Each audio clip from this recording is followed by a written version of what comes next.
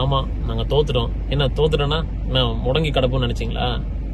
கண்டிப்பா இல்ல. ஏன்னா இது வரைக்கும் ஜெயிச்சிருந்தா நாங்க போய் சட்டமன்றத்துக்கு போயிருப்போம். இப்ப அறிவாலயத்துக்கு போயிட்டு தொண்டர்களோடு சேர்ந்து அடுத்து ஒன்றிய அரசு என்ன பிரச்சனை கொண்டு வந்தாலும் ரோட்ல இறங்கி இன்னும் போராடுவோமே தவிர ஒருபோதும் மூலையில முடங்கி உட்கார மாட்டோம். கரெக்ட். திட்டங்களை போட்டு மக்களை உயர்த்தினதுதான் திமுகவை தவிர இங்க காவி டான்ஸ் ஆடி இல்ல சனாதானத்தை திணிச்சு மக்களை பின்னடைவு செஞ்சது திமுக கிடையாது. களத்துல எப்பவுமே திமுக இருக்கும். நீங்க எங்களை ஆளுங்கட்சியா தான் பாத்திருக்கீங்க. எதிர்த்து நின்னு போராடி பார்த்தது இல்ல. பாப்பீங்களா?